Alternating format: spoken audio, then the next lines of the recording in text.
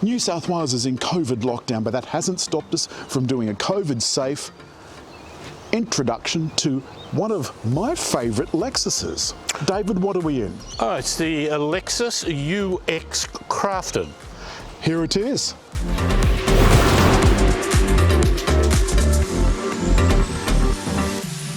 David, what do you think about the looks? Well, the grille actually, they say, is a unique design on the spindle grille. It has a 3 dimensions to it. The great thing that I think this does is the number plate breaks that huge bulk of the grille at the bottom. And the lights, they're LED, but they're different depending on what grade you get. Now, David, there's 3 grades. The luxury, the F-Sport and the Sport Luxury. 3 drivetrains. Indeed. There is the normal engine, there is the hybrid. The hybrid has an all-wheel drive option. Now, the thing about the Toyota-Lexus all-wheel drive system in these cars is it has a little tiny motor that's powered by a battery, so a little tiny electric motor in the back. This one doesn't, it's just a 2-wheel drive. Front-wheel drive, I think, is plenty. There's drive modes and all that sort of stuff as well. We'll look at that when we get inside. A whole bunch of active stuff, David. You've just been for a drive. I've been for a drive as well. We had to do them separately because, you know, COVID. And we've got some argumentative problems. Well, what David means is he argues. And I'm right. Now, along the side, it's got these great, huge, chunky RAV4-esque wheel arches, which, frankly, I don't think does it any favours. I don't like that at all, because this car ain't going off-road. And with 18-inch wheels, that emphasises the point. 18-inch wheels look really, really mean. They look filthy, even when they're not filthy. Are you with me? Now, speaking of looking good, the piece de resistance, David, piece de resistance, I tell you, are these taillights.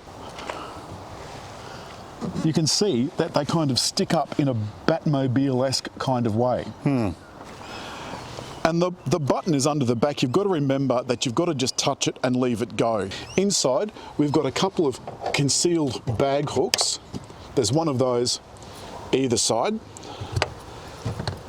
and a proper outlet for 12-volt power. The seats, they go down in a 60-40 split. What do you think that is, David? I think it's a small tent, isn't it? It is a small tent. It's one of those pop out. Are you going to try and demonstrate it? You're very brave. I was being a bit tongue-in-cheek. What? It's the parcel shelf cover. Oh, okay.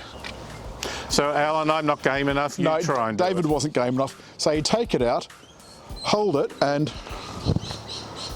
Now, David's going to try and get in the back, because we're larger lads, the pair of us. That actually wasn't half as bad as I thought. How's your feet? No, I'm learning to duck my head in first. Actually, that's not as bad as it looked, I thought. Now, that seat is set for you to drive. You do like your seat a little further back, do you? Yep. And headspace. Headspace, I've got an inch or 2. And that's with a sunroof, David. Yeah. But looking from outside, you've got that slightly Sophia Loren look, you know, in the sort of back of a limousine. Okay, have I? Less tit, obviously, but... Yeah, see, even getting in the front, you know, that's fairly tight, isn't it? You've got some power seat adjustments for both front seats, but there's no memory. How's your memory, David? Sorry? And at least on the front doors, the covering is much, much softer. There's the usual window controls, some more of that lovely blue upholstery, and this doesn't have the upgraded Mark Levinson sound system, but I've already commented how good that sounds. We've started the car, and it does this little Lexus dance. And you can see that 3/4 of that screen is LCD. Now, down on the side here, we've got how to get through your various trip functions. Okay. Now, you can see that this is a fairly low kilometre car. There's not even 1,000 kilometres on it yet. Automatic light controllers here, that's for automatic high beam. Cruise control's on the here, which I like because I can see it. So that's, I mentioned that in my drive, David, that it's come off that awful, god-awful stalk that Toyota and Lexus had for 1,000 years. It's got electric steering wheel adjustment, and that slides back to let you in and out. How's that god-awful Lexus entertainment system? I'm not even going to touch it. You go and work that, David, and I guarantee you'll be carrying yourself into a frenzy. The centre console, David, you'll notice has that lovely blue treatment. But have a look up here. Look at these seats. Isn't that sexy? I mean, it's all artificial leather, but I don't really care. Some more blue highlights. And down on the centre console is the radio control, and you can see my Apple cord coming out of that. That's because the USBs are inside. David, that opens up both ways. Oh. Up, forward, back. That's it. So you can get it at both ways. Then in the front, there's a little power outlet. Your heated seat controls, which I've currently got in automatic because I've got the climate concierge on. And above that are the climate controls. Now you can see in these really tight bends, although this suspension is pretty soft, it is really, really nice in the corners. The good thing about being such a small SUV, I guess, is that it handles more like a hatch than an SUV. You can still hear my bag sliding in the back even though I attached it to the concealed bag hooks. Didn't help very much. I can hear this CVT raising the revs to try and keep me in the rev band. But I think 126 kilowatts, it's just not as beefy as you'd like. The other thing is, on this fairly smooth road, it's very quiet in here. You can hear that CVT screaming.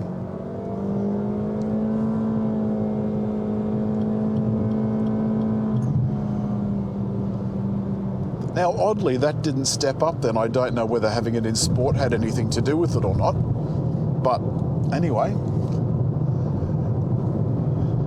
now that we're on the open highway, this is some of that coarse chip bitumen, which is quite noisy at the best of times.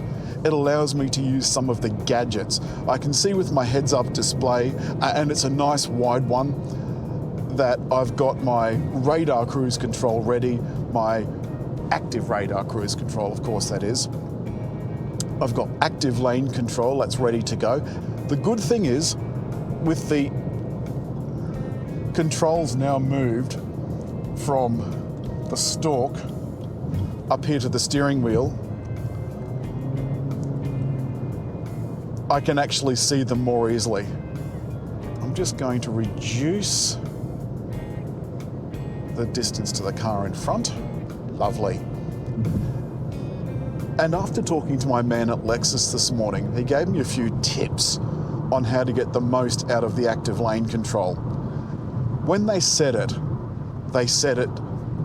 to standard, which was ping-ponging me down the highway. Once I set the sensitivity to maximum, it had me properly centered in the lane. There's blind spot monitor and so forth, and of course that's active. It's got Apple CarPlay. The sound is very, very good. And it doesn't even have the upgraded Mark Levinson audio system. It'll still be a Harman Group audio system, but just not the top of the line one. I do like the fact that even in the base model I've got automatic high beam and so forth, but I wouldn't mind the fancy active LED system that the upper models have. One thing I haven't touched on so far is the Lexus alert system, which tells you where there's traffic lights and black zones and school zones and so forth, because it gives you a very ugly ding-dong Avon calling bong, then an announcement, then another bong. Then you get closer and it bongs you again, and then it bongs you again, and then it bongs you as you're leaving. And in the city where I live, that's going every few minutes. It would drive you to distraction.